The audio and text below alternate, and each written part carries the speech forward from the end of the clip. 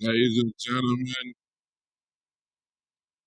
yeah, clap your hands, everybody.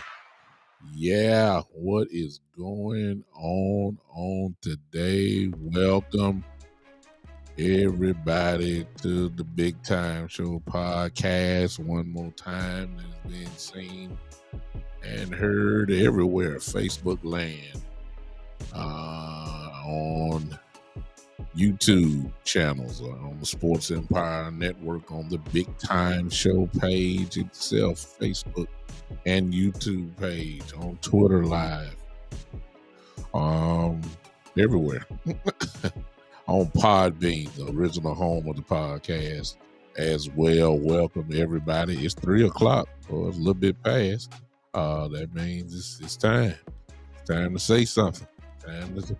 Time to say something. See what the nation is feeling right now. See what kind of vibe is going on right here. Before we get started, listen, there are ways that you can support the podcast. I got to say this stuff now. I worked so hard to get here. By now, you know what I'm talking about.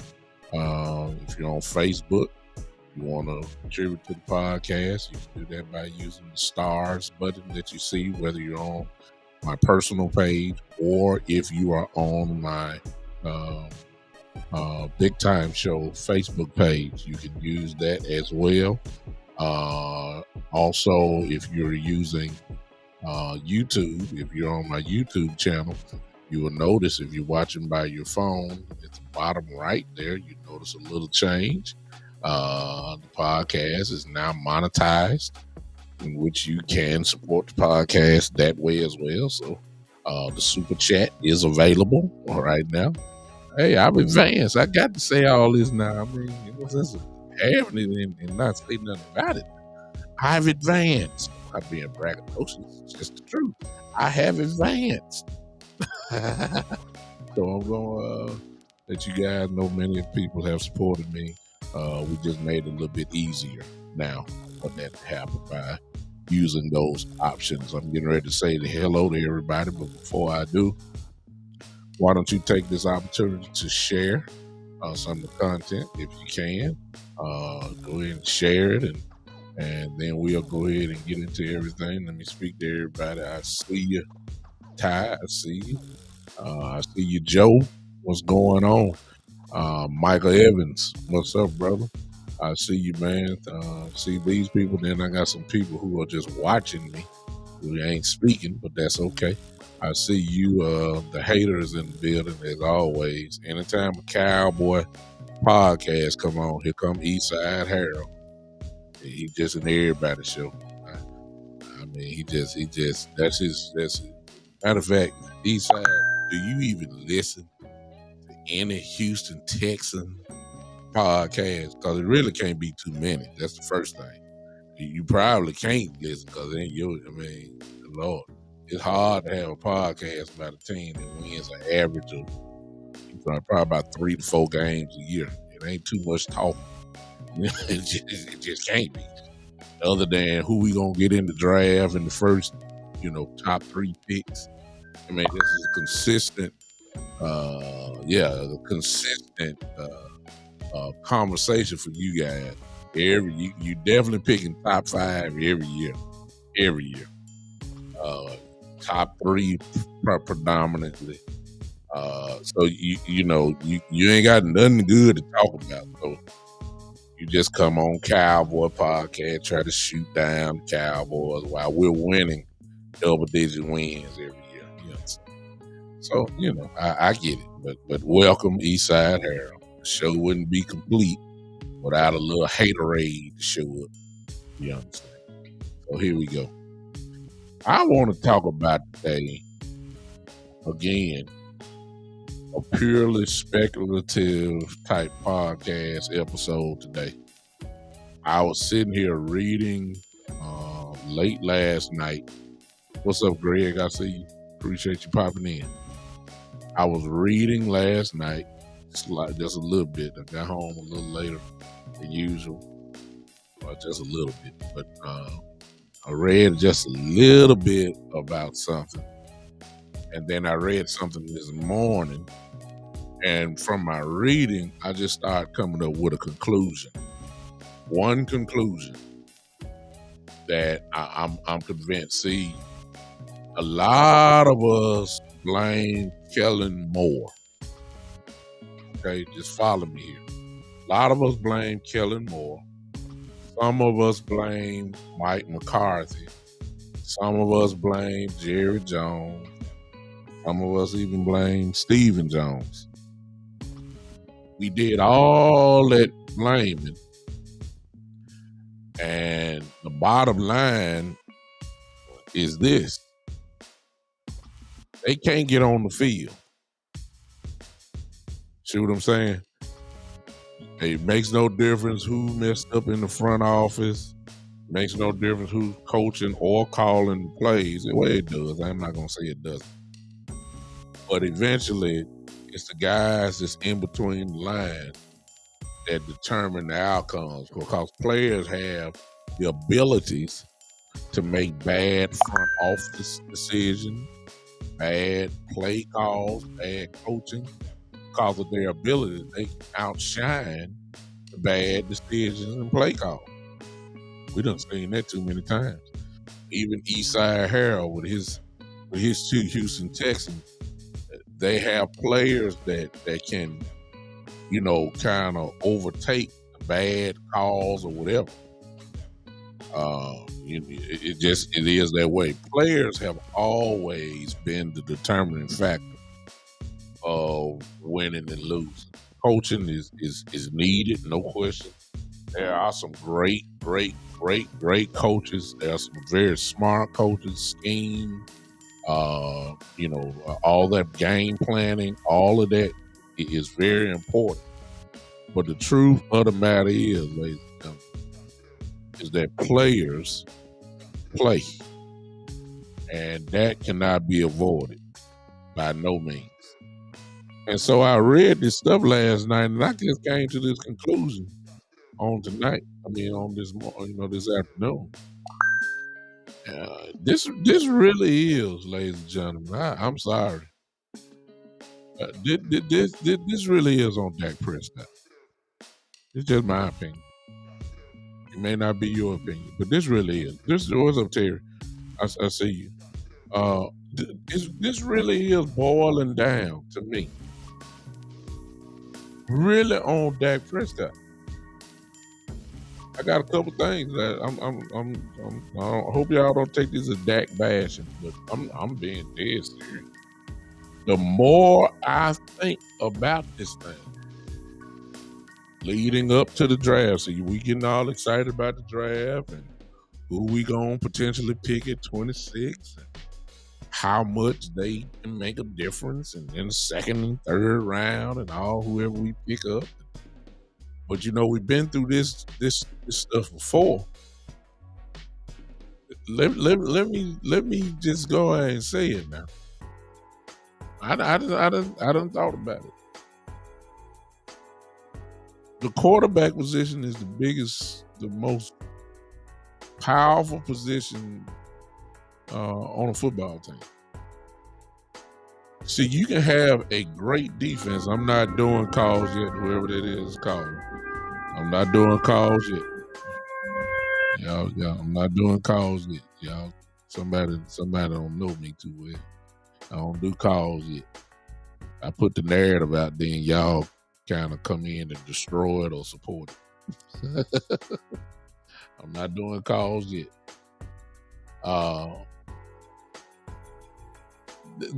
You can have a great defense.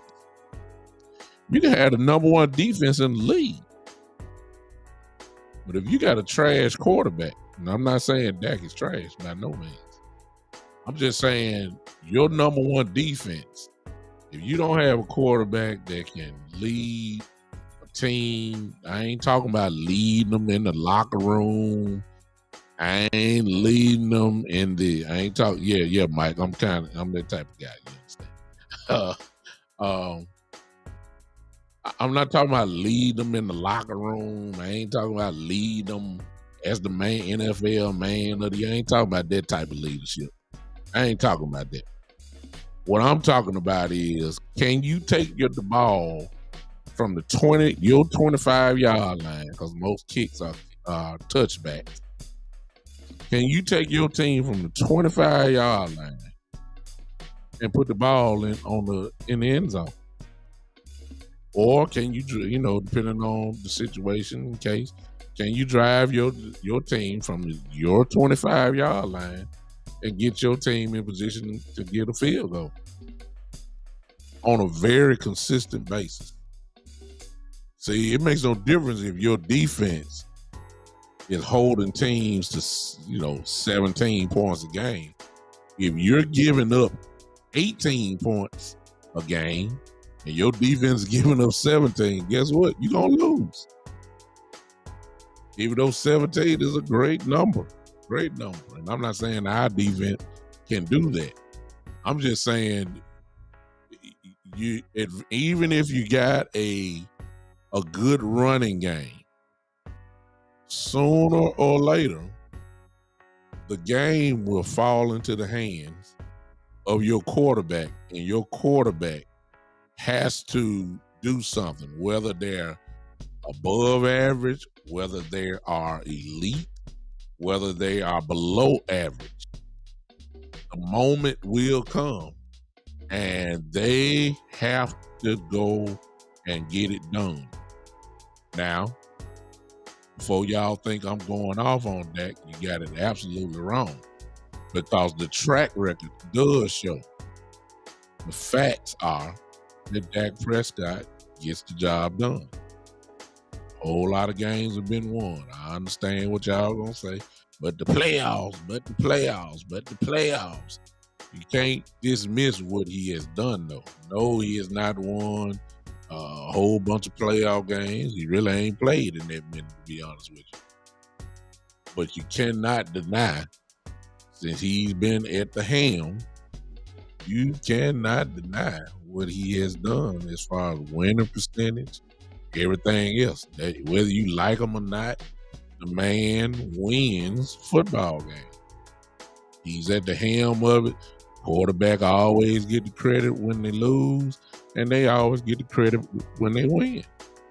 And based just off that, it's just kind of like when the Patriots played, when Brady was there. Everybody say Brady did it. Brady won.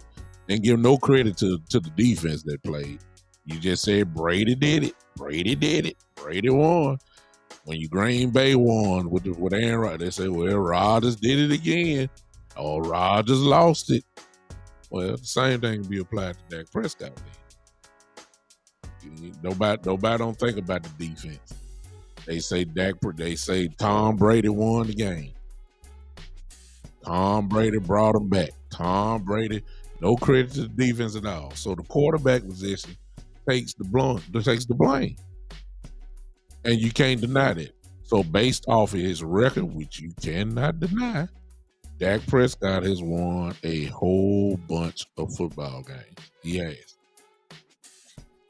And that's why I'm saying today, after thinking about it, I'm saying that he, once again, in my view, is going to be the determining factor really on how far this team will go. Because everything is in place. Well, put it this way. It's a lot. There's a lot in place for the Cowboys right now. We didn't even forget the draft. Forget the little free agency that's going to happen after the draft. Right now, as we speak, Cowboys once again are loaded. They are.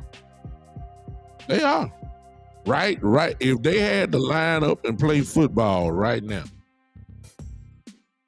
you wouldn't be sad about your team going to the field because you know we're loaded. And there will be times when Dak will have to he will have to be I don't know. I ain't gonna say that. I was just about to say something wrong. I was saying he'll have to be elite, but I don't know that because the defense just might be exactly what I'm thinking it is. The defense may be just dominant as I'm already on record. I've already said that the defense is going to be a top 5 defense this year. I'm already on record. I'm on record saying that. And when you got something like that, you don't have to be as great because the defense will erase some of the mistakes that you have. I just think that Dak is going to have to be better than good once he goes up against 2 teams in particular. 2. And you're always going to have a surprise team. That's going to happen too. But he's going to have to be that dude. He don't have to be that dude in a whole lot of games. But when the moment comes where he has to be that dude, y'all understand what I'm saying? That's against San Francisco and Philadelphia. That's just my opinion as of right now. That's what I'm thinking. Right now, there's going to be a surprise team that's going to pop out of nowhere. I mean, that's going to happen. But I know that San Francisco is going to be strong and bullyish, and their defense is, maybe what they were last year. Even though D'Amico Ryan is gone, they still got those players there. And last time I checked, they were pretty good. They shut you down. They play bully ball. And that just don't leave all the way out since a coach left. It's there. And so what Dak is going to have to be, he's going to have to play like he did if we played Tampa Bay. I'm not saying he got to throw 4-5 touchdowns. I don't need, hey, what's up, Anthony? That's the, I'm not saying that that's not the case. I'm saying that he has to, at some points in some games, he's going to have to be on that elite type level. And he's capable of doing it, and he has done that. The question only becomes, can he do it when it all counts? When all the marbles, all the chips are in the middle of the table? Can he do it then? His record is not good when it comes to that. And y'all know I'm a Cowboy fan. I'm just calling it like it is. When it's time for the real chips to be put in the middle of the table, he has not done it well. Those are the facts. I ain't talking about them. Those are the facts. He destroys the NFC East. He destroys teams that are don't have a good enough record like the Cowboys usually have. He destroys those teams. That will equivalent to maybe about 8, 7 to 9 wins right there. But when it come down to the games that you got to win,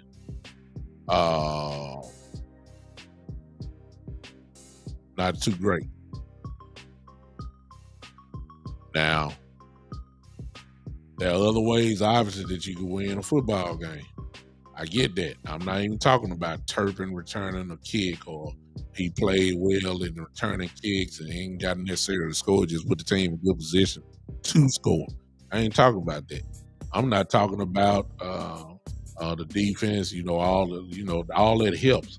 I'm saying there are going to be some points in the season that Dak has to be, quote unquote, that dude.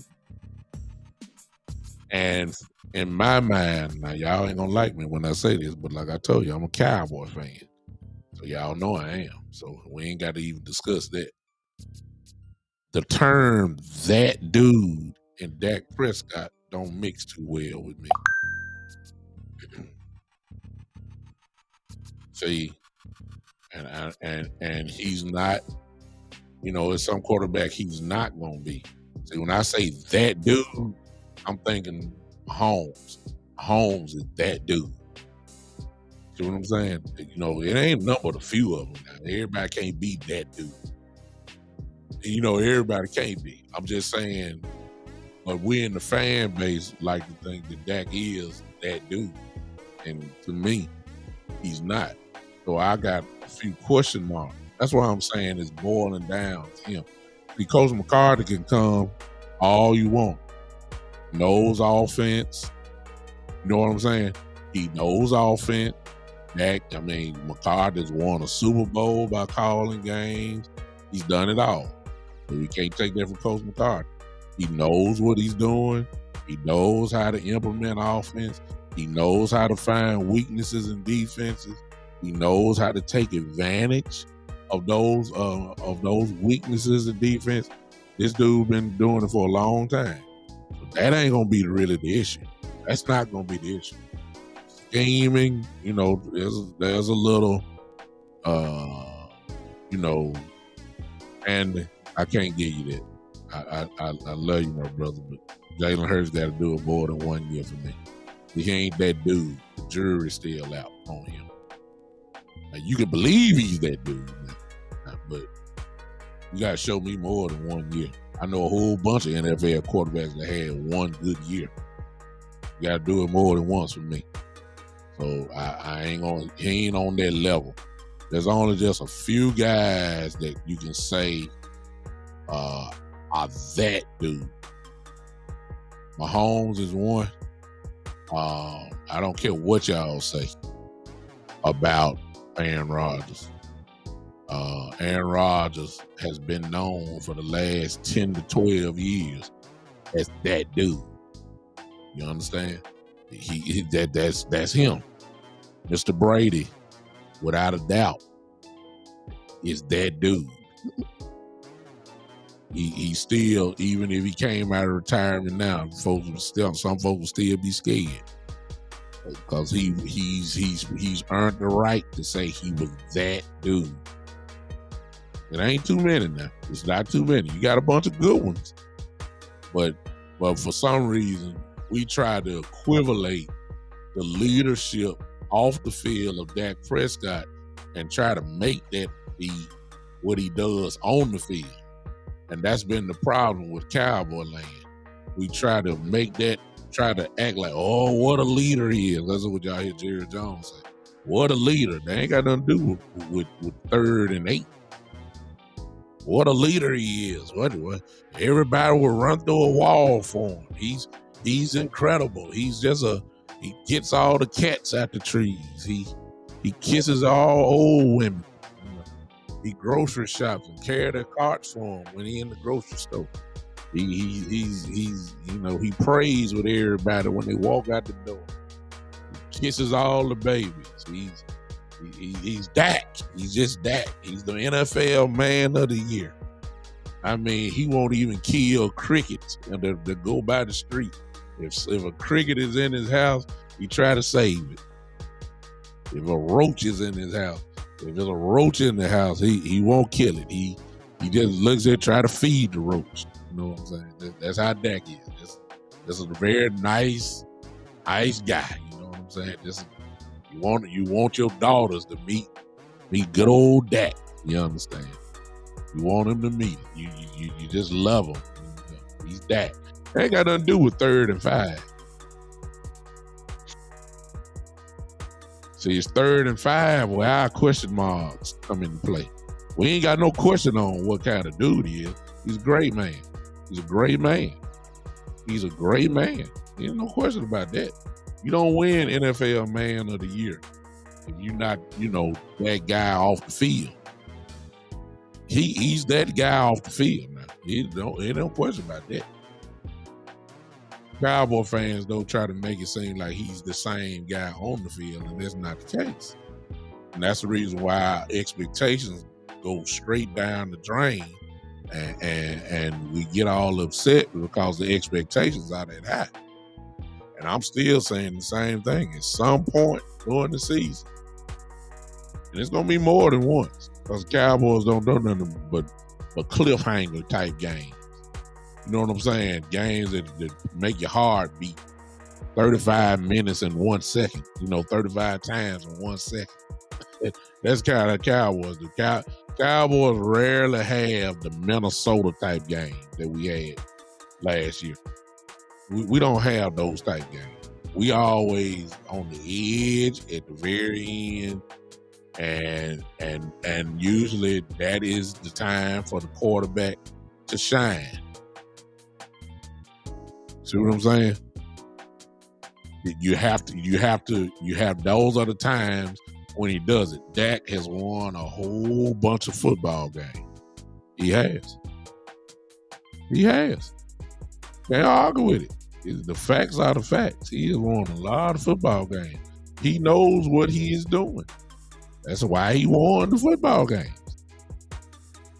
The question is, will he do it and put it together, on postseason level? Unfortunately for the Cowboys, the whole world, because of Stephen A. Smith, he strategically, and Shannon Sharp too, because these are the two guys that you hear every day. And what they have done has strategically for years painted a beautiful picture for Cowboy haters. The Dallas Cowboys have to win the Super Bowl, according to them, before they get any credit. If the Cowboys make the first round, you still won't get no credit because they say, you didn't win the Super Bowl. When everybody else don't get that type of press and they don't get that type of, expectation. And so everybody say, well, the Cowboys have to make an NFC championship game. How many times we done heard that? They have to make an NFC championship game. And if they made the NFC championship game and lost, they'll say they just can't get over the hump. They can't get over the big one. And if we won the NFC championship game and got to the Super Bowl, they'll say, well, they got better, but if they don't win the Super Bowl, they're the same old Cowboys. That's what Stephen A. Smith has done. And he got a whole bunch of followers around, a whole bunch who have adopted that narrative and act as if you can't have a good season. I'm sorry. I'm from the other side. We've been 12-5 the last 2 years. That's 24 games in 2 years. I'm sorry. That's pretty good.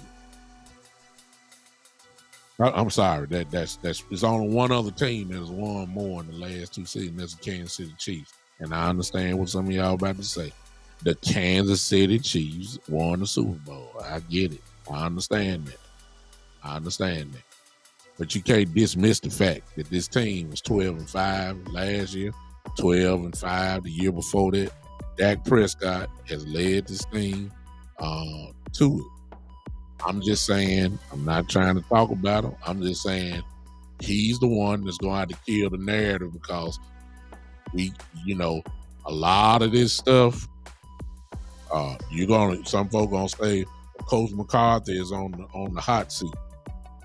Well, is it really him? Players are the ones that play. Okay. Some folk were saying, I blame Jerry Jones. Why do you blame Jerry Jones? Jerry Jones has done his job as a general manager.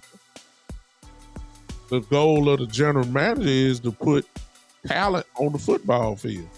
If that is the criteria, then how in the world can you say Jerry Jones had done his job? Look at all the Pro Bowlers that we've had in the last 10 years. Look at the all pros we've had. Look at the talent level that's been surrounding this thing for the last, 8 to 10 years. You can't say Jerry done his job. Whether you want to get at the Jerry or Steven or Will McClay, pick your choice. They've done what they're supposed to do. Okay, we blame Kellen Moore. And y'all know I didn't like Kellen Moore. Y'all know I didn't like Kellen Moore. Okay, y'all know that. But even at that, if I'm saying the same thing, I mean, I didn't like some of the schemes there, but there were some good plays that he called that didn't turn out right. Who fault was that? See what I'm saying? We've mastered as a fan base and the Cowboys as a whole, because they'll never send them out to the street. They'll never, throw them under the bus. But we've mastered pointing every other finger everywhere else. And nobody, for some reason, don't want to point the finger to number 4. Remember now, I just told you. When Brady won, they say Brady won. They don't say the Patriots won or the Buccaneers won. They don't say that. They don't say as great as Tampa Bay's defense was in the Super Bowl. What they say? Brady's won his 7th ring. Brady did it again. Oh, Brady. They ain't say nothing about Tampa. They ain't say nothing about that defense. They ain't say nothing about the Patriots defenses that Brady won under. We know they were good. Real good. They were great, actually. They didn't say that. They didn't say nothing about Bill Belichick and his design. Let me give you case in point. And rightfully so. Y'all remember the Super Bowl when New England was down 28-3 to Atlanta, Dan Quinn's team? What did everybody say? They didn't even give. Did you hear anybody say? We give credit to the New England Patriot defense for shutting down Atlanta and held them down to nothing really in the second half, period? No. What you heard was, oh my God, Brady. Excuse me, Brady didn't play defense. But you don't hear that narrative. You never heard it. You just hear, oh, what a comeback. Oh my God, what a comeback by Brady. He did it again. He shows why. He is the greatest of all time. Tom Brady, he did it. He didn't give no credit to the defense. That's how they're going to do Dak Prescott. Same way. So if that is the standard and that is the case, I'm just putting it out there saying it's all on Dak. See, Pollard is going to do okay. CeeDee Lamb going to do all right, Cooks, all these guys, they're going to do fine. They ain't going to get no credit for winning or losing. They're not. Just like last year, everybody remember the Jacksonville game. Everybody remember the interception that Noah Brown dropped. Appreciate you, Eastside Harold, with the super chat. You didn't put no comment there, so I Your next comment, Eastside. Okay. Eastside, your next comment, I'll read it since you gave $1 super chat. But anyway, you never hear about the other side. You never hear about it. Not with some quarterbacks, you know. You don't hear about it. That's how it's gonna be with Dak. That's how it's gonna be with Dak. And unfortunately for us, Cowboy fans, I believe we're getting into a small rhythm now of finally making years consistently in the playoffs. I believe that Dak's questions won't be answered until playoff time. I'm just saying. Hey, Talib, I see you. Thank you for popping in, bro. I just don't. I'm just, you know, I just don't. We ain't gonna find out that after week 17 really what we got with that. That's what they were saying before the Tampa Bay game last year. You know, it's time for Dak. They ain't say it for the Cowboys. They said it's time for Dak Prescott to stand out. That's what that. See what I'm saying? That's what everybody was saying. It's time for Dak Prescott to Terry, you don't have the super chat. You have to go to YouTube to get on there. But if you're on Facebook, you can use the stars button there. You can use the stars button. Now I can't see it from my platform here. But I can go to it on my phone. I don't know where you're looking at me from, Terry. You're looking at me probably from the Big Time Show Facebook page, if I'm not mistaken.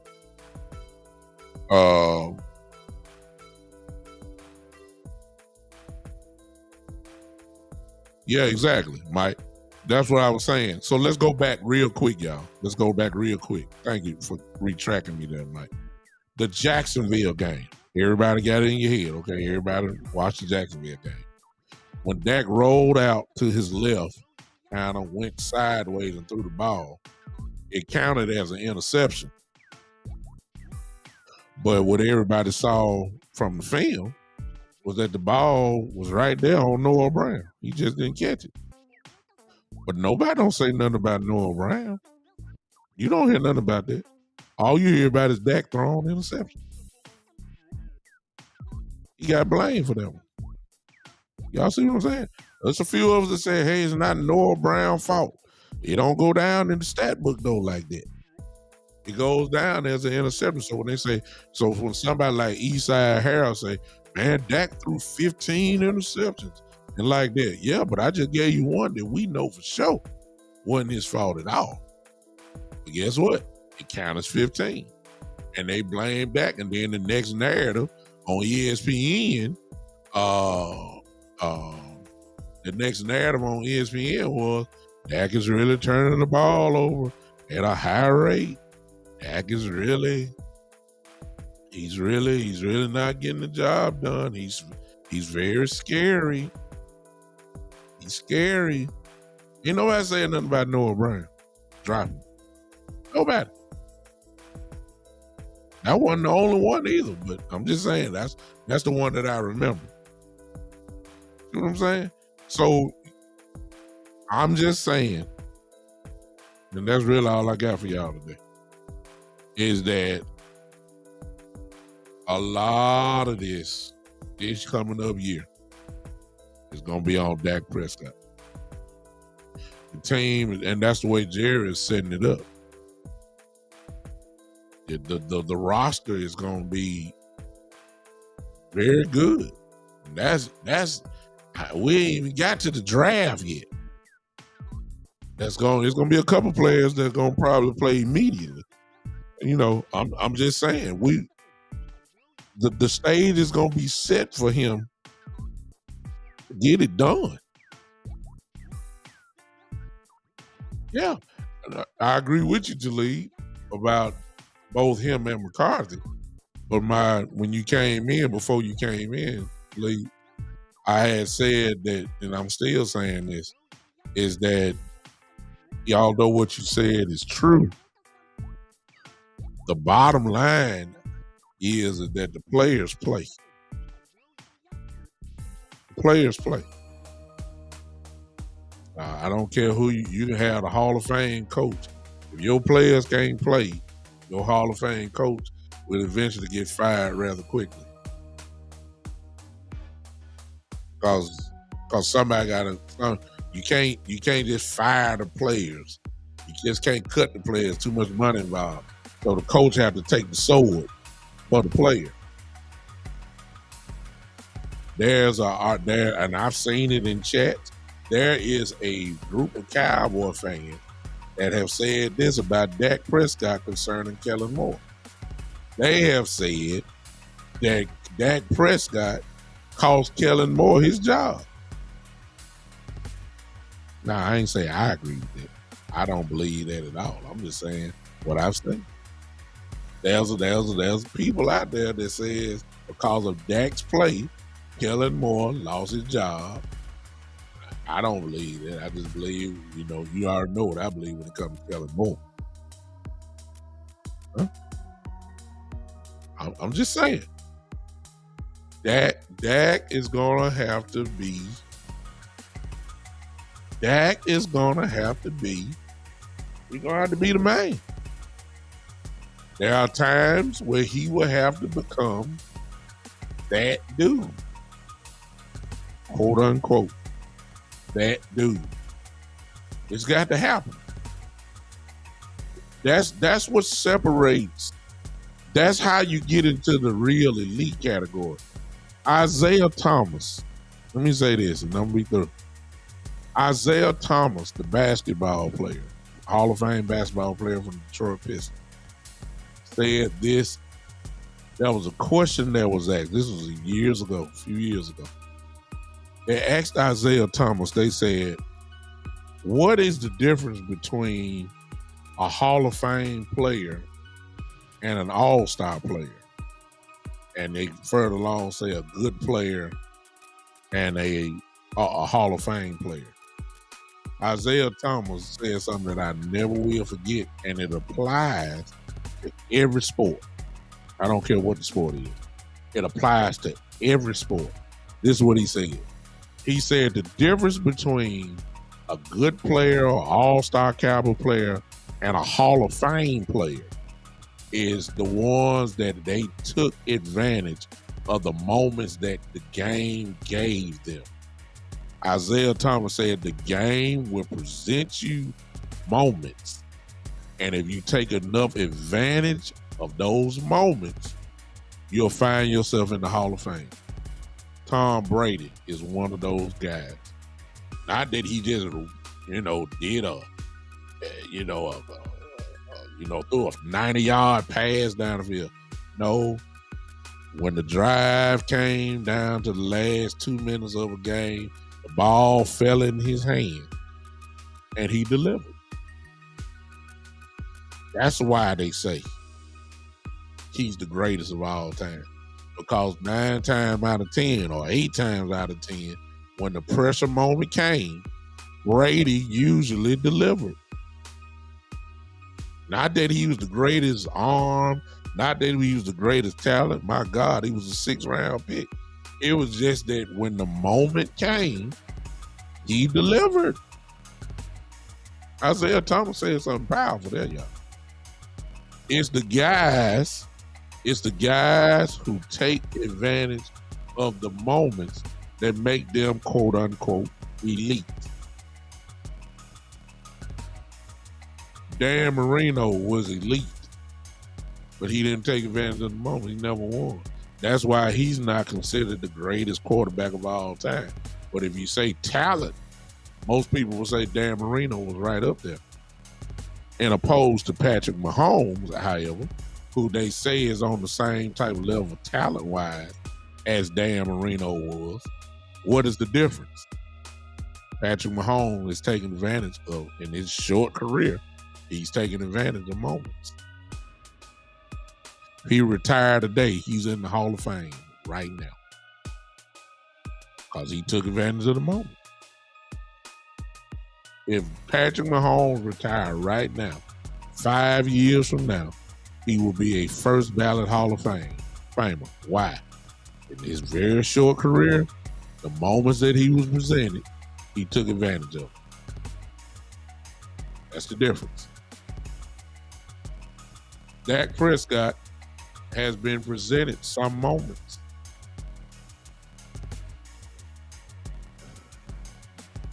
And get it done. And before y'all get mad at me, y'all start thinking back now. This ain't the time. I'm not Dak bashing. I'm just speaking the truth. He's had moments.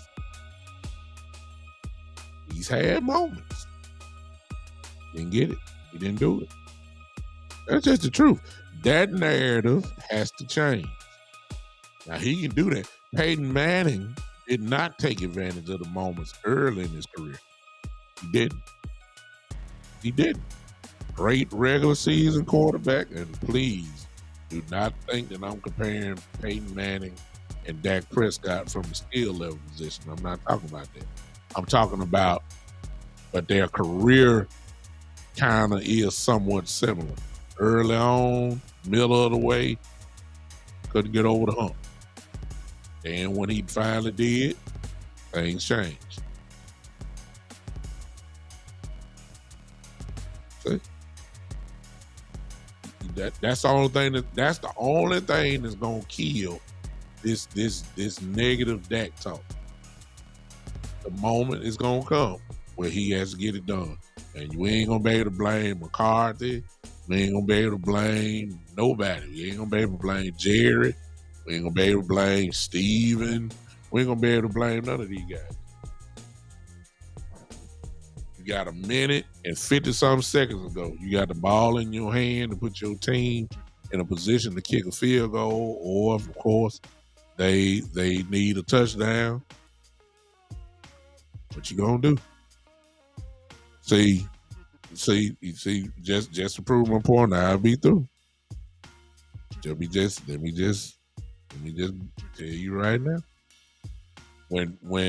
When a team scores against Brady, all right, and let's just say it's less than 2 minutes to go, and the other team went up by 4, or they went up by 2 or 3. Everybody knew not to celebrate. Matter of fact, a whole lot of y'all right here can go in and just tell the truth. Even if it was 50 seconds left, the very first thing you said was they left too much time on the clock. That's how Brady had all of us. Because we just had an expectation that Brady was going to get the job done. And if he didn't get the job done, we were shocked. See the difference? Here's what it is with Dak Prescott. Same situation. You ain't just that 100% confident like you were with Brady. You just hoping that get it done. With Brady, you didn't even, the coaches, the guys that scored the touchdown couldn't even really celebrate right. Because the coaching staff, the team, the defense already knew we got to stop the master. How many times did we see it? That Brady killed folks, broke hearts. He took advantage of the moments. We knew what Brady was going to do. We don't know what Dak going to do. We've seen him do it a couple of times, but on a consistent basis, and somebody going to throw a stat up here in a minute with me saying, well, do you realize big time that Dak Prescott has the highest percentage of comeback wins more than anybody? If he does, you can't tell. I'm just saying. He's going to have to do it this year. So we can point, you can point all you want at Coach McCarthy. You can point all you want at Jerry and say Jerry needs to retire and Jerry needs to Give up the general manager. He don't know what he's doing. That's a lie. Cowboys that produce, I almost need to pull it up. The question need to be how many all pros or pro bowlers have the Cowboys produced in the last 8 to 10 years? That's really the question. And you're gonna be shocked when you see it because you know, I mean, it is what it is. So Jerry's done his job as a general manager. I'm just serious. I'm just saying. Just saying. Actually, I'm typing right now to see if I can pull that up, y'all. I'm really actually trying to pull this up just to see. Cause Dak,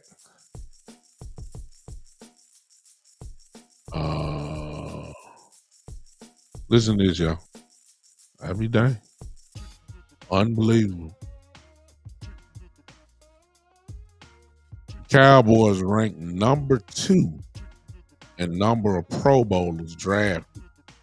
Okay, drafted over the last 10 years. Did y'all just hear what I just said? Here's the list.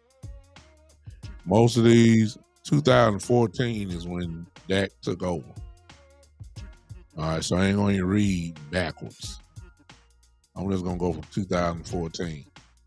Zach Martin. I don't even have to say anything about Zach Martin. There's 6 Pro Bowls and probably 6 All-Pro teams. Marcus Lawrence, 2 Pro Bowls. What year? When was this written? Oh, this is 2020. This is 2020, y'all. So when this is March 22nd, this article was written March 22nd, 2020. So you can add on. So that means Zach Martin, you can add a few more Pro Bowls on him. Well, let me say this 2020, 22. That means he has 8 Pro Bowls, probably 8 All Pros. Marcus Lawrence at the time had 2. So he's been the pro, just with the Pro Bowl last year. That's 3. Byron Jones, who's not with us anymore, made a Pro Bowl and made an All-Pro team. Ezekiel Elliott, of course, at the time, 3 Pro Bowls at that particular time. Jalen Smith made a Pro Bowl. Dak Prescott, of course, made 2 Pro Bowls. Leighton Vander Esch made 1 Pro Bowl and was first team All-Pro in his rookie year. I mean, somebody needed to tip your hat to Jerry Jones. I'm sorry. Somebody need to tip your hat to Jerry Jones. So that kills the narrative that Jerry don't know what he's doing. That's a lie. I ain't even got to, Tony Pollard made Pro Bowl last year, all this kind of stuff. So I'm just killing it. See, we got to get off. We got to get away from, just talking. We got to, Terry says, I appreciate the $5 chat. Terry says, you know how I feel about that. Like you feel about Kellen Moore. Yeah, I know. That got to get it done. And he's capable. Yes, he throws for 4,000, he throws 4,500 yards. Yes, he throws over 30 touchdowns. Yes. That can't be denied. He does it. He's won a lot of football games. But it goes back to the Isaiah Thomas thing. When the game, see, I ain't talking about no regular season stuff. Yeah, sometimes it'll present you the game when you can wrinkle game-winning drive. I get all that. That adds to your resume. Brady did that many a time, so I ain't gonna kill that at all. But when it really counts the most, you gotta get it done. And even when you don't bring your team to the playoffs, that counts against you too. Especially if you that dude. Huh? Just saying. Oh, I get it, Terry. You're right. I mean, I'm fully aware that Will McClay is running the show on it. I understand you. I understand you. All right, y'all. Y'all done heard my rant. Y'all get what I'm saying right now. And I don't need all the Dak apologists to come on and trying to prove Dak's thing. We all know he good. We all know he's good. All I'm saying is that you you can only look. You only got a few times where you're gonna be able to blame the offensive line. Okay, they don't go to that narrative. Oh, see, I know quarterbacks that don't have an elite offensive line still get it done. I don't want to hear that. And, some are gonna say the running game kind of let us down. I know quarterbacks put the team on their back to get a running game. They let them up. I seen Brady do it. I seen Rodgers do it. I've seen it. I saw it with my own eyes. I've seen it. Okay? So I don't want to hear that. Sooner or later, you're going to have to say, okay, it's time for our quarterback to play. And let's just also be truthful. In unfairness to that. And unfair, it's not fair. Because here's the other major thing that the reason why the Cowboys have missed, the Cowboy fan base is so brutal with that is because of his contract. Now, y'all might as well say that because the first thing everybody say, well, he getting paid $40, $41, $42 million. He's supposed to be the man, but he's not. So you're basing your opinion off, partially the contract. That has hurt him as well. I'm sorry. Hey, Jake SoCal, $5 super chat. Appreciate you, brother. Says, does not matter who is quarterback. Cowboys have been weak in the trenches when it matters. Dak is elite. There's a lot of people that feel that way. I'm not going to knock it. He has elite numbers. Pass completion, touchdowns, to interception rate ratio, with the exception of last year. I'm not even arguing with that. He has some elite type numbers. He does. I'm not even about to argue with it. I just know when we get to the playoffs, if we get there, that unfortunate for that, that's when everything gonna be answered. And it's just a shame that Stephen A. Smith get to come on TV every day in front of a national audience, and Shannon Sharp gets to come in on the national audience, and even though the Super Bowl is the goal of every team, for some strange reason, nobody don't want to talk about everybody else not making the Super Bowl. It's kind of like the 49er fans. They the ones that kill me the most. This really just shows you how ridiculous it is. Everybody like to use the Stephen A. narrative. Shannon Sharp adopted. They always say this. The Cowboys haven't won the Super Bowl since 1995. And what you'll have is a whole bunch of 49er fans saying the same thing. But here's the part that's killing me. The 49ers ain't won the Super Bowl since 1994. Last time I checked, 1994 come before 1995. So what in the world are the 49er fans talking about? And then their quick response is, well, at least we got there. We got there. We at least paid the Super Bowl. We got to the championship. You ain't won it. The bar is set for the Cowboys to win the whole thing. Period. You got teams that hadn't won it before, before then, you got a franchise still ain't made the Super Bowl. But all you hear about is the Cowboys, they got to make the Super Bowl to carry the narrative. They got to make the Super Bowl. They must make it. They have to make it. And that's because of Stephen A. Smith. Beautifully done. Because that's what you hear everybody say now. They have adopted his preaching about the Dallas Cowboys. Shannon Sharp has added his chapters to it as well. And now the only way that you can have a successful season for the Dallas Cowboys is unless they win the Super Bowl. That's a lie. And they know that. Hey, Rome, I see you. Let's Talk Football podcast.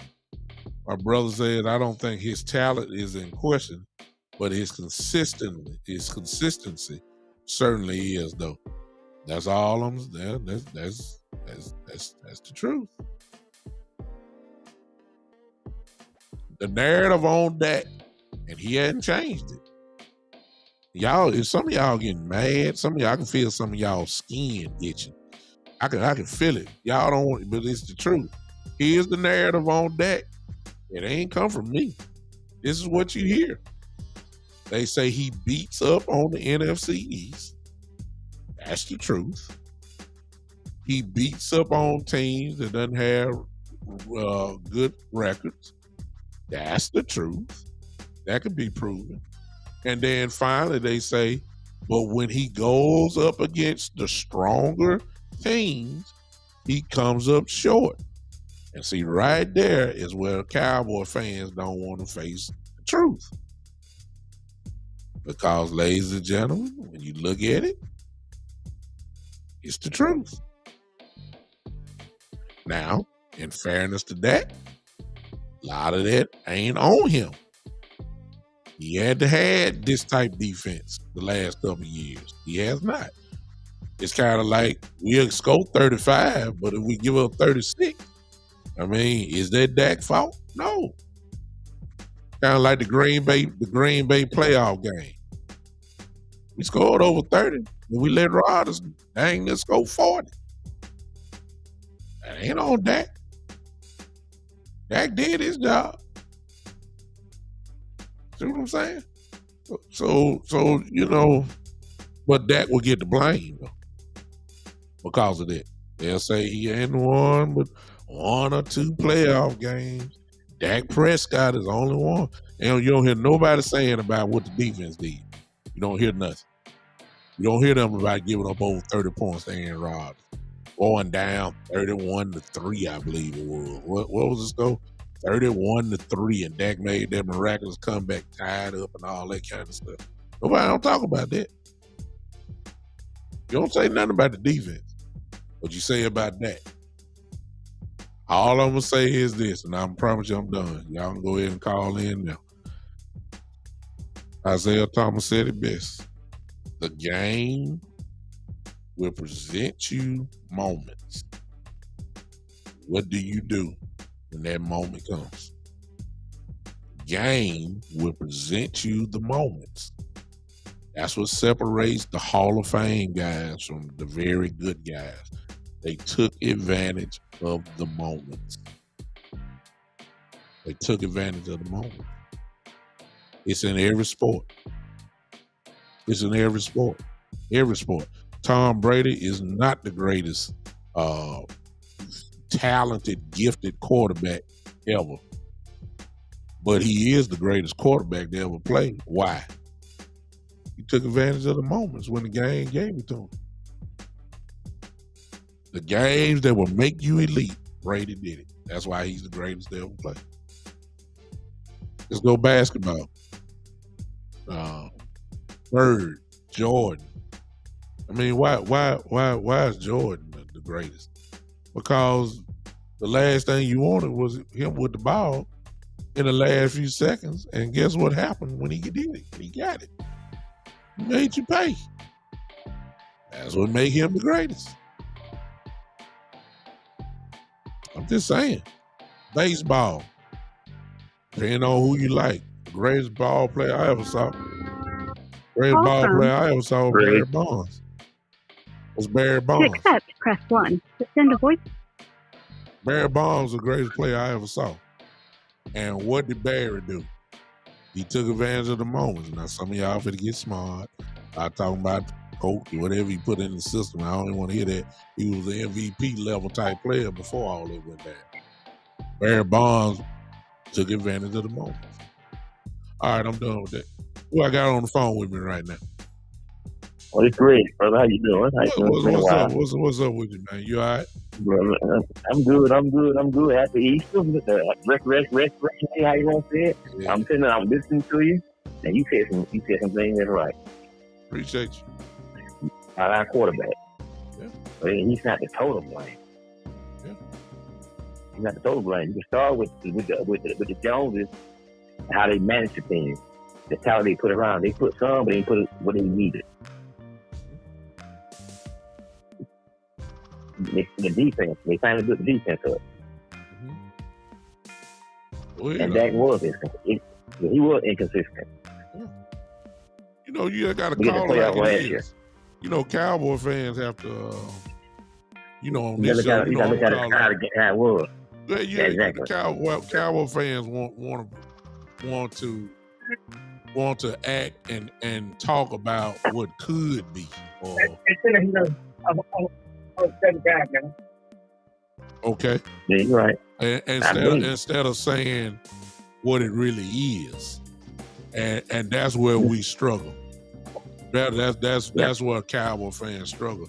You know, if it walk like a duck, talk like a duck, it ain't no mongoose. It's a duck.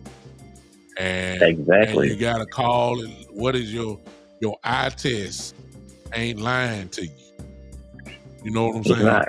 You're watching the same game, watching the same TV, and you have to be honest, in your assessment, and stop trying to go different places with it. So I'm in total agreement with you. I think Jerome kind of said it best. My brother from Let's Talk Football podcast. I think he said it best, and I'm gonna put it up here again. He said that the talent is not in question.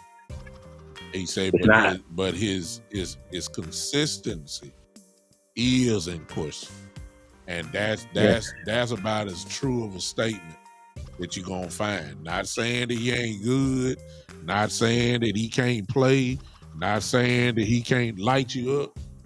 It's just he can do that. But is he? But can he on week one? You know what I'm saying? The playoff game just showed you. You played like a Hall of Famer against Tampa Bay, and then got to San Francisco and we couldn't score but 12 points.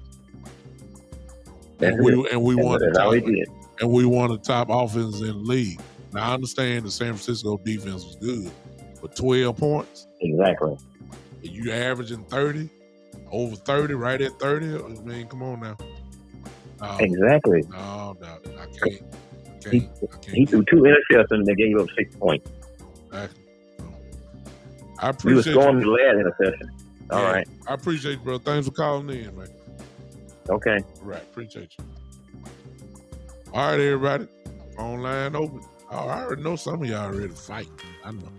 Was he better than Ken Griffey to lead? Was Barry Bonds better than Ken Griffey? That's a great argument, but Bonds took care of the moments though. That when the moment arrived where he had to be the man, the superstar, he got more than that. So, call from Coach Marv. All right, ladies and gentlemen, the one and only Coach Marv in the building. What's going on? Hey, what's going on, Big Show? Yes, sir. Hey, man, you might say I don't want to fight you, man, but I think we listen to some of the people too much. Okay.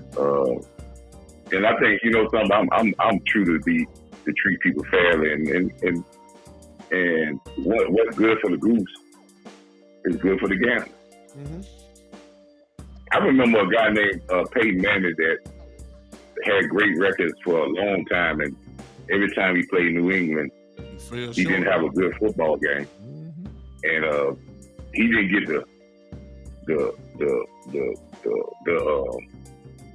ridicule that Dak Prescott, and he couldn't even win every year. New England would knock him out of the playoffs.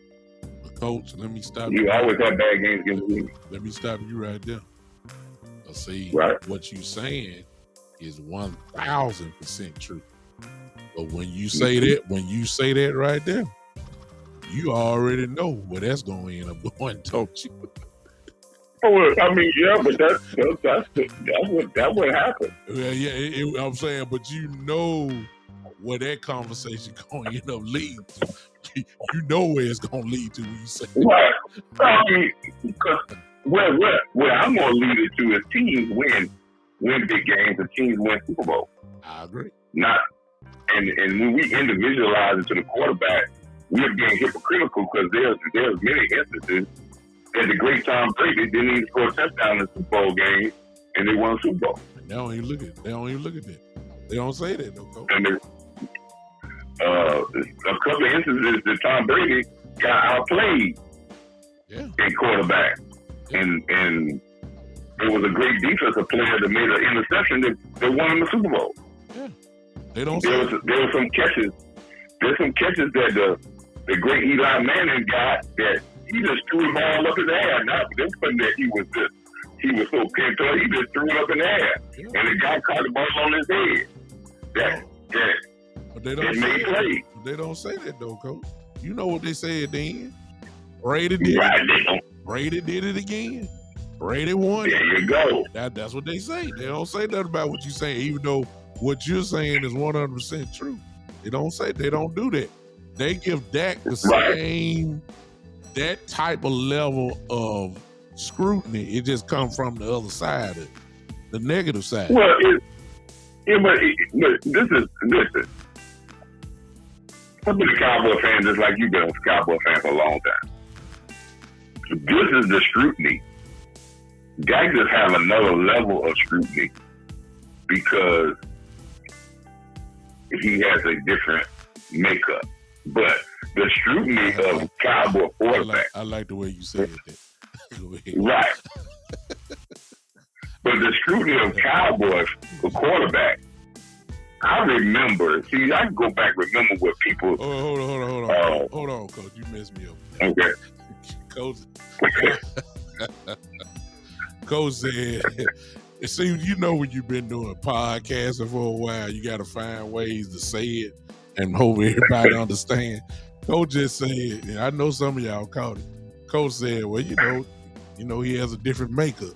And then Coach moved on. Yeah. You gotta do it. That's add to this student. Yeah. That's an additive to his scrutiny. Uh-huh. But he doesn't fall out of line with the scrutiny of Dallas Cowboy quarterback. Yeah. See, I can even go back when the media wasn't even that harsh, but they said Roger Staubach couldn't win the big one. He was good during the regular season, but he could not win the big one. Yeah. They said it, they said Roger Staubach was no good because he could never beat Pittsburgh. And regardless of whatever else he did, he couldn't beat Pittsburgh and he couldn't win the big one. And they had people that a lot of people that said, oh man, Roger Staubach's not all that. I remember that they was going to run Troy Aikman out of town. And after he won the Super Bowl, and after the Super Bowl, they were talking about, man, get Troy Aikman out of there. I remember a Super Bowl, the second Super Bowl they won back to back, where Troy Aikman played after a concussion, and he threw an interception and almost another interception in the first half, and they had to turn the ball to Emmitt Smith to get them out of that, to get them that victory when they won 30-10. I remember those things, and it was teams that won. And it comes to a point when you said about the moment. Okay, well, tell me this. Of all the great players on this team, right? And I'm not putting the blame on nobody, right? But there are other mega stars on this team. Yeah. There's the Lamb. There's the Parsons. There's the Diggs. All pro. When the moment presented itself for them in the San Francisco game, did they make the play? Nope. That's not going to be the narrative. The narrative is going to be shaped by what I just said. Your Stephen A. And why is that? You know why is that?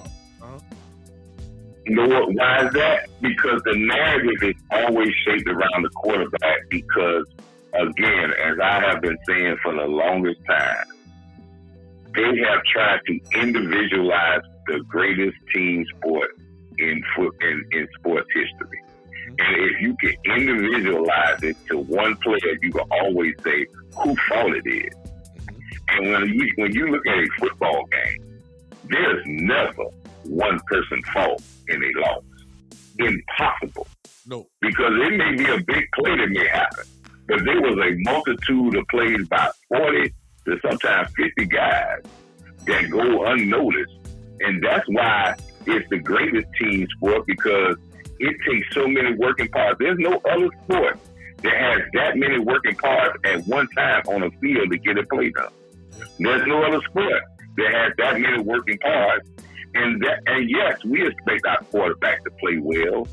But when we start putting the whole blame of this franchise of winning a championship on the quarterback, we're going to end up being, most times, we're going to end up being sad than saying, I don't hear the people in the Cowboy fans saying, the Cowboys need to put themselves together and win a championship. But we always individualize that, oh, we don't win a championship, it's Dak Prescott. And we will be always coming up short. And this is the biggest part about this big show. And this is what hurts your team. This is the biggest thing that hurts your team. When all the media and our own fans jump on Dak Prescott and we scrutinize Dak play to the fullest, what happens is other people on the team that need to perform, they hide behind the wave of criticism on Dak. And they hide and they don't go out and do what they need to do. And know who else hides behind it? The ownership hides behind it. The coaches, they hide behind it. The players, they hide behind it. Because they can get to the point and say, well, I didn't do well, but they're going to blame Dak, so I can skate by. And that's where the accountability falls, because everybody knows, regardless if I don't make a play or we don't block, they're going to say Dak is the problem anyway. Exactly. But I would tell these guys this on this football team that's coming up this coming year. This is my suggestion to them. It's going to be very hard with our fan base for us to pay CeeDee Lamb top. Yeah. And we're not winning. And I'm going to give you another shocker. It's going to be Call from Michael Evans.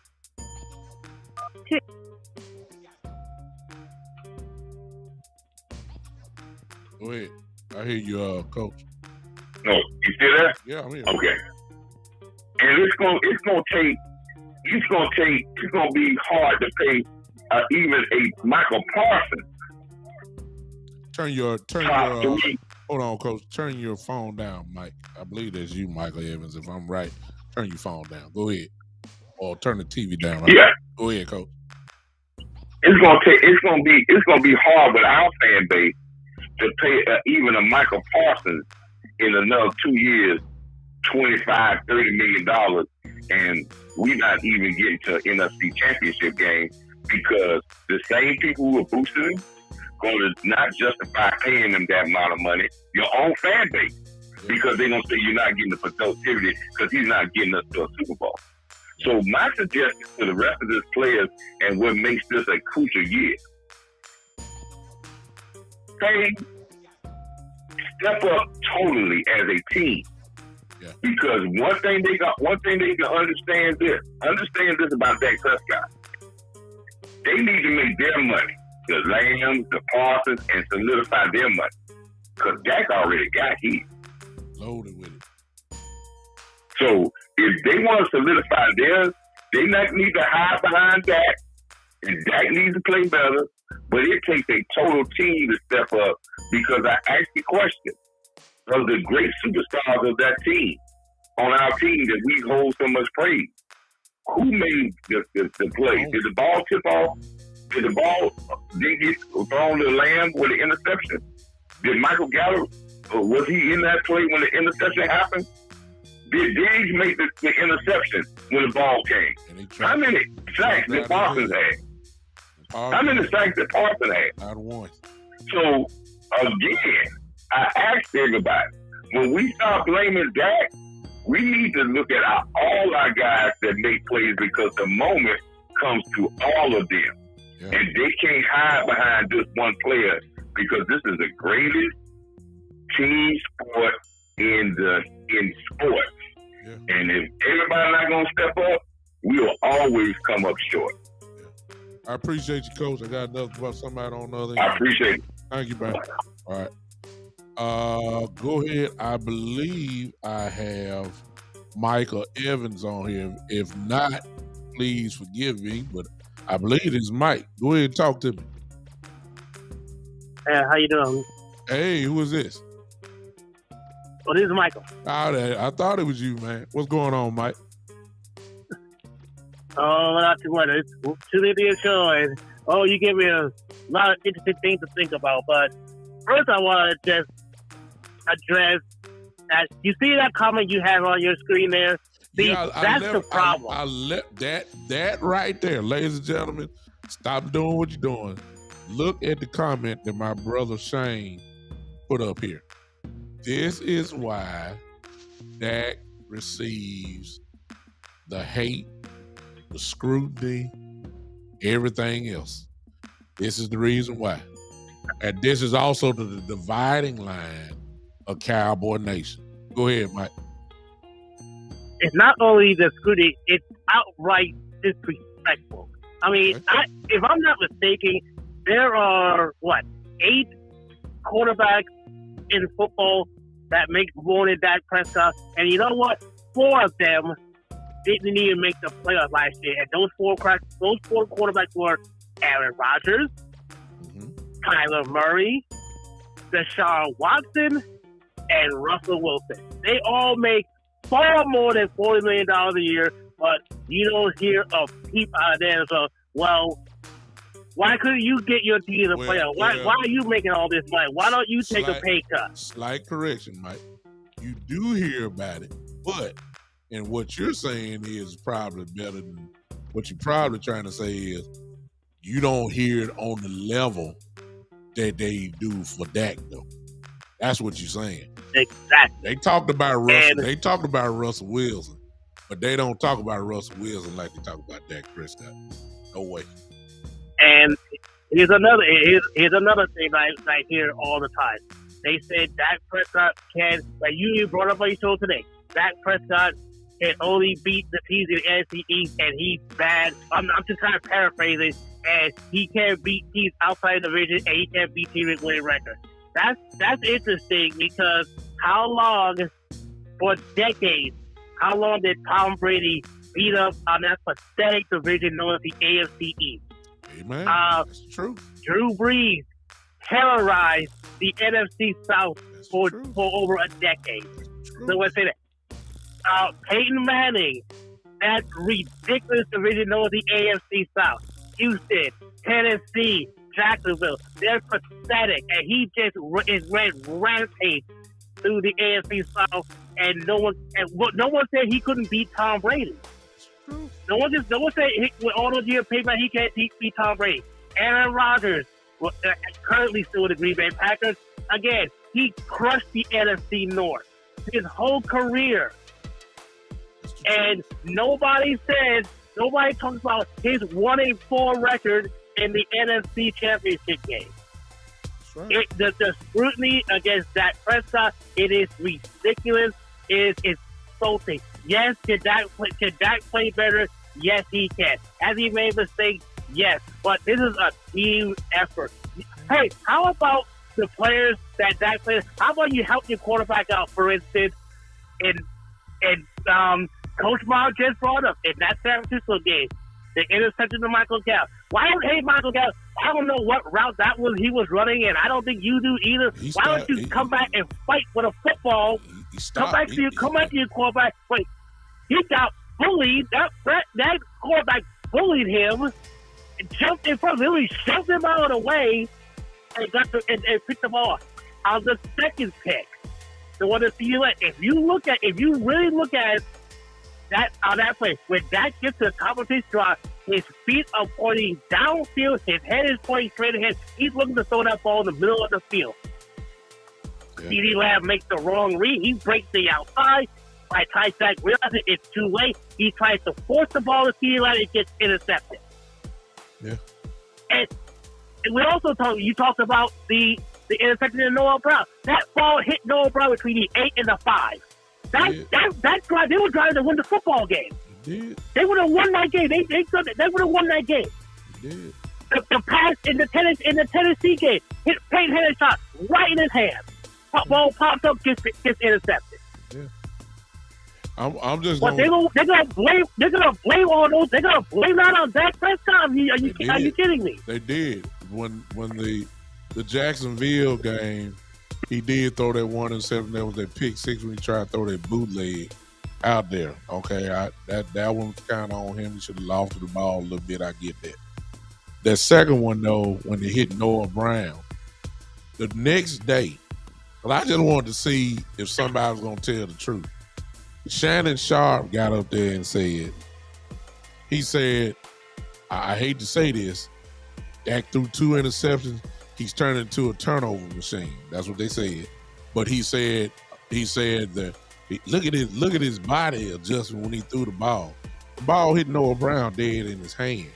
And you said he's turned into right in the head. You saying that he's turned into a turnover machine when soon as you talked about the second interception that pretty much cost us the game. So that wasn't on Dak. That was on Noah Brown. But because the thing that done changed, Mike, and everybody else, I don't care what y'all think about Stephen A. Smith and Shannon Sharp. I'm telling y'all, they have had a major influence on how the Dallas Cowboys are looked at. Stephen A. Smith has said this, and it's almost, and unfortunately, a whole bunch of folks said they're accident. Y'all know it, accident waiting to happen, and he is painted. And what else did he said? Go ahead. And another thing he said, what could go wrong will go wrong. That's another one. Another thing that he said he's coined. But yeah, you're right. He had an influence. But check it out. That applies to anything. You see what I'm saying? What can go wrong will go wrong. That ain't. But it's because they start the show off talking about the Cowboys. In the middle of the show, they talking about the Cowboys.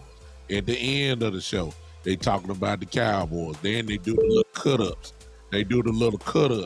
And put them on for videos for Call from Charlie. Hold on a second. Hold on, Talib. Just hold a second. Let me get through with Mike first. But they get to put the cut-ups on social media. So once they get off TV, you get to see about 2 or 3 cut-ups of what they're talking about the Cowboys. They have painted that as a picture of a, I hate to say this, they almost making him a failure when he's not. And that is the truth. He is not a failure by no means. I've always said Cowboy hate in the media is big business. People have made their careers. Swinging all this hate. Yeah. People like Dan Orlovsky, Bart Scott, Stephen A., Shannon Sharp, Joy Taylor. What is happening to her? Mad Dog Russo. I mean, I could go on and on and on and on. Yeah, it's just like you see another one they're just popping up every day. You see another one popping up. But the way to get noticed, the way to get your own show, the way to make money, that's what it's about, is to hate the Cowboys. It's bad. It's unfair. It's pathetic. It is true. I appreciate you, Mike. Thank you so much, bro. Okay, thank you. Thanks for calling. All right, got my guy on here. I got Talib in the building. What's up, man? Hey, Mr. Douglas, how you doing today? Man, we trying, man. I'm just trying. I know it again. Just trying to do the best I can, man. That's all I'm trying to do. Absolutely.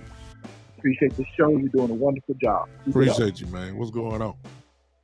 All right. So as far as Dak Prescott, right, and being the Dallas Cowboys quarterback, I mean, that's one of the glamour positions in sports, right? They always talk about what? shortstop for the New York Yankees, Uh-huh. quarterback for the Dallas Cowboys, Uh-huh. and center for the Los Angeles Lakers. Uh-huh. Those three positions in sports probably get the most critique of them all, or at least over the those- years, those- over the years, yeah, the last 30 to 40 years, you're absolutely right. Go ahead. absolutely right. Mm-hmm. Dak Prescott is a solid quarterback. In fact, I think if they stay healthy this year, he may be on a fringe discussion of possibly MVP.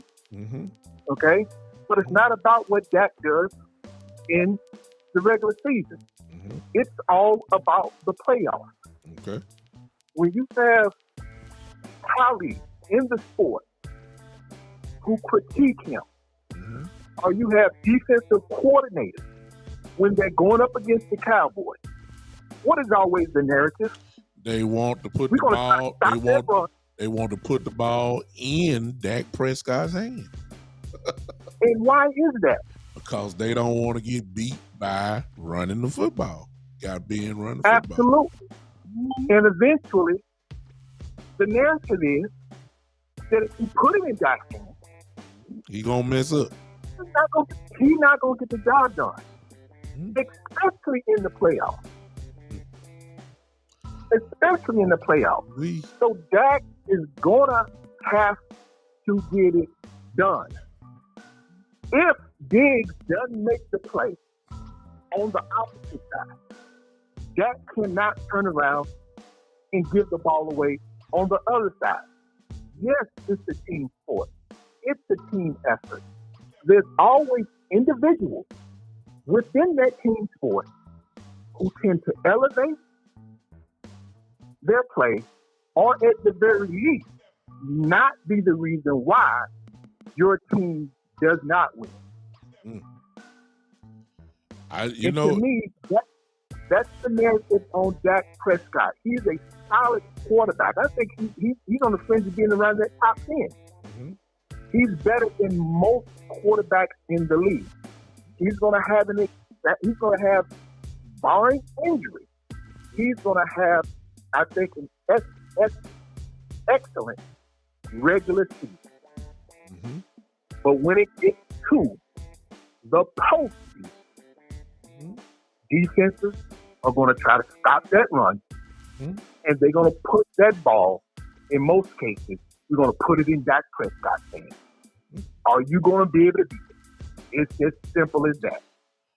You know what? As simple as that. Let me say this. It's rare when a situation happens like this that you can come from two different sides of the track and both be 100% just about accurate and right. I'd have listened to you, and I can't really just argue. I could get nitpicky, but I ain't gonna even argue.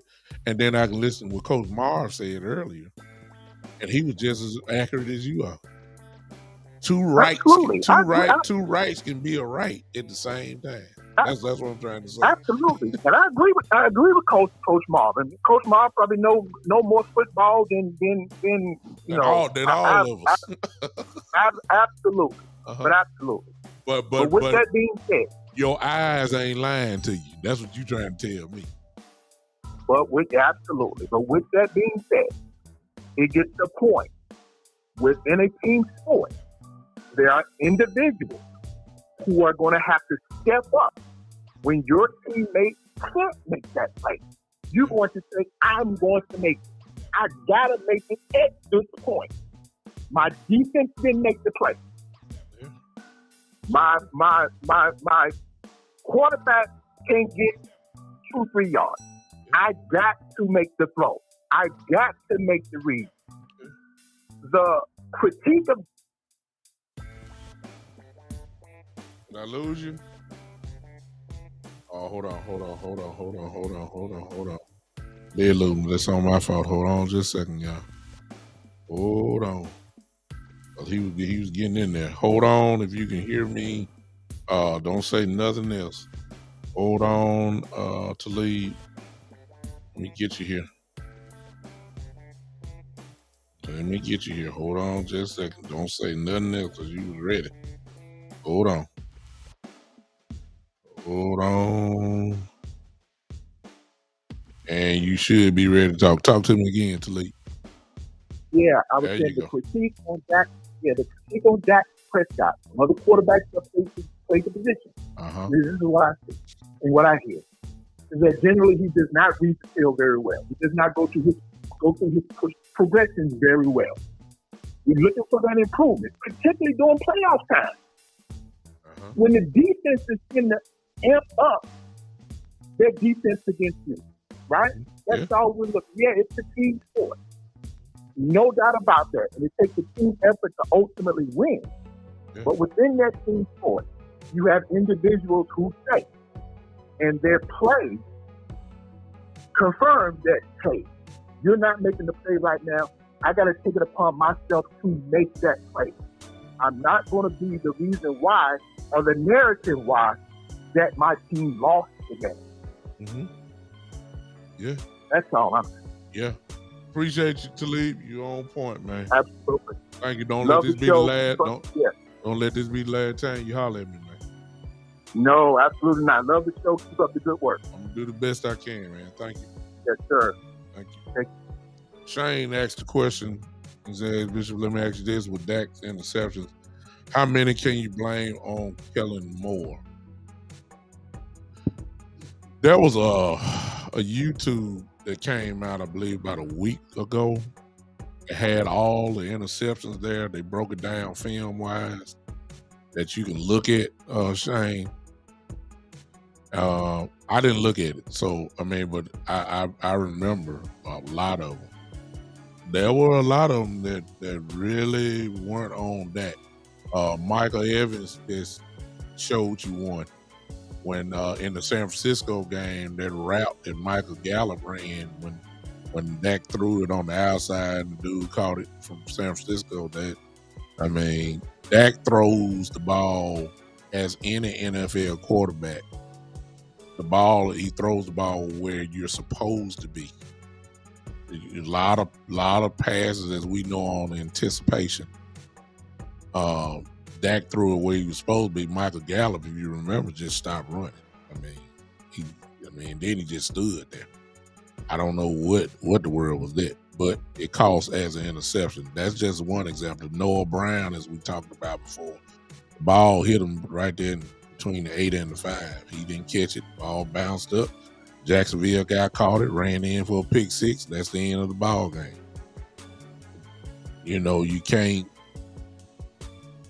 That don't go on Moore. That don't go on Dak either. I just named two, but maybe you need to pull that up and look at him, and then you'll get a better determined factor. Yeah, he threw some.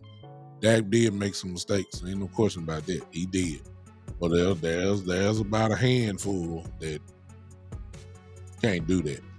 But I answered this question though, Shane. Even though you didn't ask this, I'll fast forward now. This coming up season, guess what? You sure can't blame it on Kellen Moore this coming up year, can you? So we're gonna find out. I mean, I let me just go on say this. I'm anticipating Dak to have one of his better years this year. And he consistently gives us 30 touchdowns every year. So, I mean, I don't think 30 is gonna be, that's not even a thought. He gonna get that. He got that. He's gonna get that with CD here last year. That was not really nobody. He gonna get that. He's gonna do that. And I don't think that he's gonna throw for a whole bunch of interceptions. That's an anomaly. Now, I'm not one to make excuses, but I will say this. He did come off a thumb injury. Here's the part that we do not know. Was he 100% when he came back? I'm just throwing it out there. And you know how NFL players are. If you're 75%, they're gonna put you on the field. My God, they made Ezekiel Elliott play with a PCL tear. I mean, come on.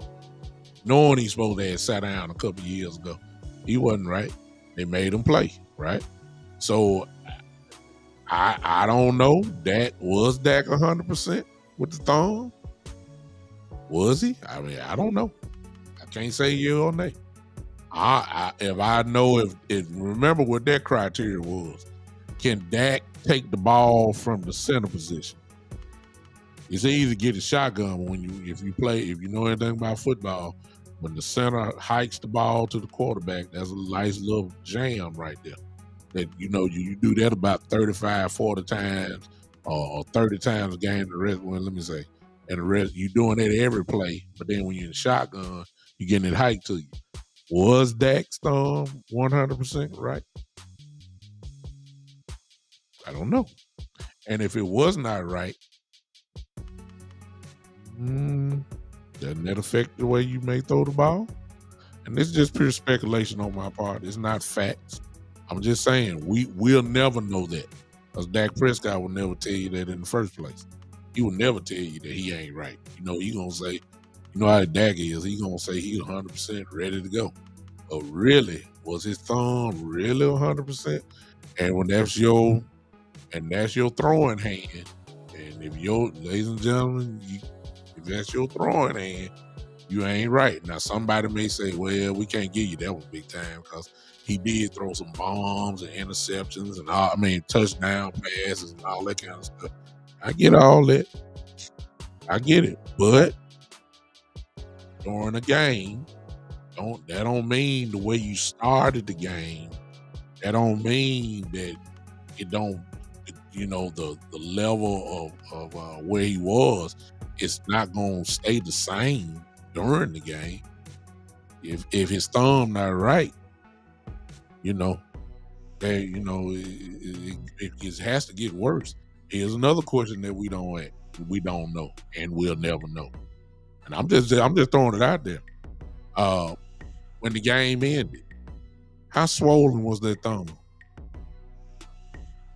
I mean, he just had surgery. I mean, I'm just saying. I ain't saying that. I'm not saying. I'm not saying that's the reason that's the reason why he threw all the interceptions. I am saying, however, if that's his throwing hand, there is a great possibility that it could affect him. That's all I'm saying. I don't know. All right. You say sound like an excuse. I mean, but see, you can't say it because I don't know, Carl. That's my big brother there, Sports Empire Network. That's my brother there. Listen, I'm just throwing it out. I'm doing like all the other folk be doing on ESPN. I'm just giving my speculation. That's what they do a lot. So I'm just doing it. I don't know. It makes good podcasts, It does make good podcasts when I talk like this. I usually don't, but I'm saying you can't dismiss what I'm saying because we'll never know. I doubt very seriously that his thumb was 100%. Now, it very well could have been 90. It could be. That's good enough, but I'm just saying. This is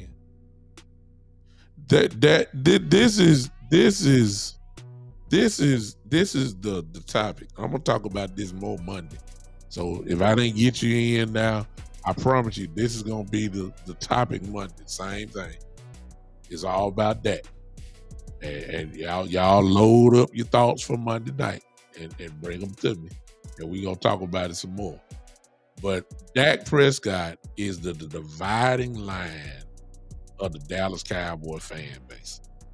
It ain't really been. Romo used to be like this, but it ain't been on this level. Not like this. There were a lot of people that thought Romo was great, and then there were a lot of people that thought Romo was average. And it's the same narrative about that, but it's got a little bit more fire to it with that. Now, I'm gonna say this, and it don't fit a lot of y'all, and it don't fit nobody in here because people like my brother Shane, who don't like Dak Prescott or was not a fan of him. Terry is another one. There's a few that don't like that. or don't think he's that guy.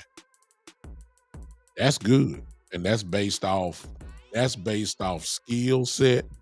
That's based off what their eye test is saying. That's based off of depending on what wins and losses you're talking about. They get their opinion of that based off of what they see in between the lines. I ain't even talking about them. But ladies and gentlemen, if you're in a lot of cowboy groups, like I am, you know what I'm getting ready to say is the truth also. There is a lot of people that do not, it's one thing, somebody said it earlier, it's one thing that Dak Prescott is the quarterback of the Dallas Cowboys. It's one thing. And every Dallas Cowboy quarterback has been scrutinized. If they were somewhat good, they have been scrutinized tremendously because they're the number one franchise in the whole world in the sport. They narrative, it's on ESPN every day, off season, during the season, everything else. That's the truth. But there's another whole thing about Dak Prescott that nobody will admit to. They'll just say it and under their breath or when they get around friends that they're comfortable with. Another reason why the Dak is scrutinized like this is because he's a black quarterback. That's the truth. It's the truth. I ain't telling y'all because y'all, I ain't talking about nobody in here because I pretty much know everybody that's in here right now. That would already have showed up, but there's a large group of people who don't like him. Number one, because he's the Cowboys quarterback, and to top it off with a little icing on the top, he's black. He's black. And that's another whole conversation by itself. And that ain't got nothing to do with football. And that is the truth. And you'll never see nobody on my show raise their hand and say, "You right, I feel that way." You ain't gonna never see that. You ain't gonna never see that. But it's the truth. And some of the comments that I've seen prove it. I wish I can go. I'm literally, y'all, on Facebook. I am in 16 cowboy groups. And everybody got something to say every day in those groups that I'm in. And when you say the name Dak Prescott, it is a lightning rod. Literally. For various reasons. Some of it have to do in between the lines. Like y'all, perfect. That's football. If he ain't playing well, y'all know me. If he plays well, I was the one that said when he whooped Tampa Bay like he did, I said, hey, it's it. Hey, great. Play like all pro. But then I'm also the one that'll come back and say against San Francisco, say he didn't play well. And I put a period beside mine. But the problem is we got people that say he didn't play well, and they put a comma there, and then after the comma comes a lot of excuses. That's fine and dandy. We can talk about that. We can talk about the mistakes in the game. But see, when your foundation is that you just don't like him because he's black, oh my God. We got a whole we just turned the NFL to a civil rights discussion now. I ain't gonna do that one on my show because I see somebody will report me and tell me I'm doing hate speech, and then I'm gonna be banned from Facebook. So I ain't gonna let y'all miss on my show. So I ain't gonna even go there right now. That's another whole conversation within itself. I ain't gonna do that one. Not yet. I might do that on my personal page by itself. I ain't gonna never do that on the Big Time Show. I ain't gonna never do that one on the Big Time Show. I do it on my personal page. But I ain't all y'all that's watching me by YouTube and on the Big Time Show Facebook page. No, sir. I ain't gonna talk about that one then. If y'all irritate me well enough, if they start going off on them, I have to say something. I just got to be very strategic, just like Coach Marv. Y'all see how Coach Marv did it earlier? How he said, y'all see what he said without saying it? That's how I have to do it. It's hard to walk on that tightrope like that, because when we start talking about race or racism, it has been in existence since the Bible days. That's one thing that the Lord did not cure. And I got a feeling it will never be cured. That's the one thing he's cured some hearts of people, some. But that disease that is racism will never leave. It will never leave. It's been in existence. We done prayed and spoken, look, put oil on people's head and laid hands on people, and all, it's still here. It's still here. It's still here. And when it comes to that, a lot of people disguise, and you can tell those type of people now, because they'll never shout his accomplishments. They whisper about his accomplishments, but they shout out about all his negatives. That's when you can start telling for those people. They only want to comment when he throws the interceptions. But you ain't say nothing about what he did with Tampa. The comment that you made was, I hope he do it next week. No, get the man credit. Get the man credit for what he just did. What's up, brother? I see you, Kevin.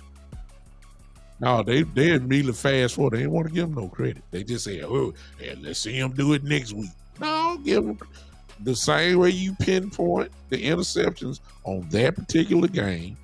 Do the same thing when he does well. Man, I don't want to do that. Wonder why. I better stop because I'm already getting in a little trouble. Okay, I'm done. All right, y'all have a good night. Smoke, I see you, man. What's up, Saturday Night Smoke? I see you on Podbean. What's going on? I'm gonna get out of here because I feel myself raising up. The preacher in me is coming out now, so I'm about to shut myself down.